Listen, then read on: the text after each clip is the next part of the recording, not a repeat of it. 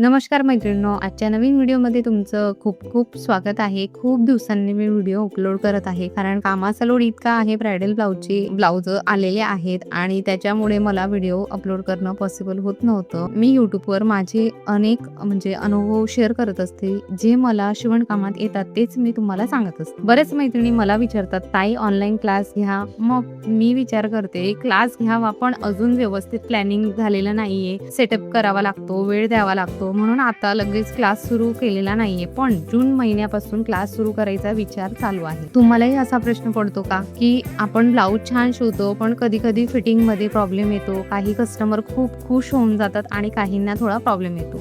असं होतं का? मी माझा अनुभव सांगते. माझं कटिंग आणि स्टिचिंग खूप सोपं आहे. फक्त आपल्याला ऑब्झर्वेशनची गरज असते. म्हणजे कुठलेही ब्लाऊज शिवताना आपल्याला निरीक्षण शक्तीची गरज असते. आपण ब्लाऊज यांचा बॉडी शेप कसा आहे, शोल्डर कुठे उतरतंय, कुठे जास्त कमी होतंय, हे समजलं की प्रॉब्लेम कळतो. ब्लाऊजमध्ये खूप डीपमध्ये असतं, म्हणजे भरपूर काही असतं.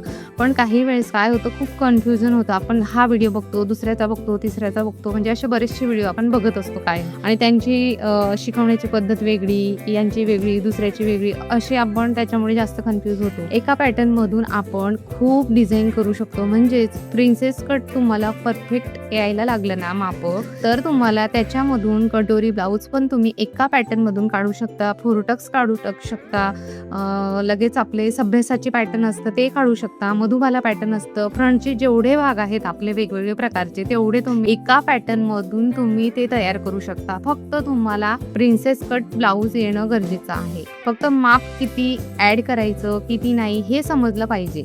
एकदा माझ्या व्हिडिओवर एका ताईने कमेंट केली होती की ताई तुम्ही चुकीचं शिकवताय, की मी फ्रंटला 3 इंच वाढवलं आणि बॅकला नाही वाढवलं. पण नॉर्मल काय असतं, फ्रंटला चेस्टचा भाग असतो, बॅकला आपला फ्लॅट असतो, म्हणजे सरळ असतो.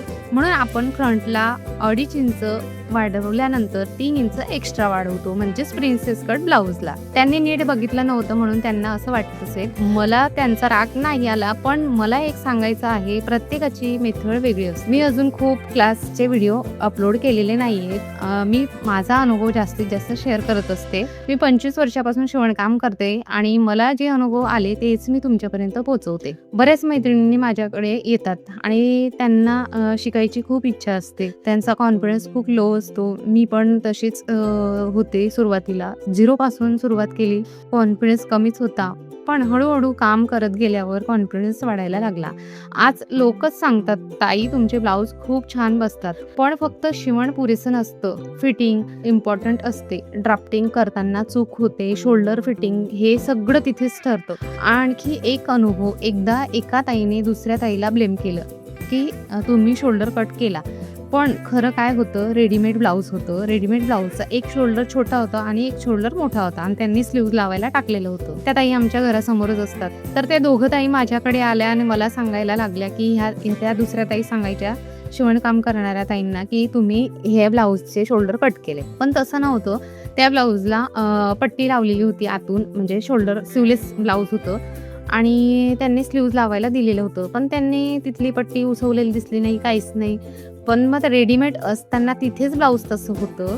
त्यांचाही गैरसमज झाला. म्हणजे असं असतं. म्हणून प्रत्येक वेळेस आपण कुठलंही काम घेताना फोटो काढायला पाहिजे. म्हणून मी सांगते, काम घेताना कधीही फोटो काढला ना तर आपलं फायदेशीर ठरतो.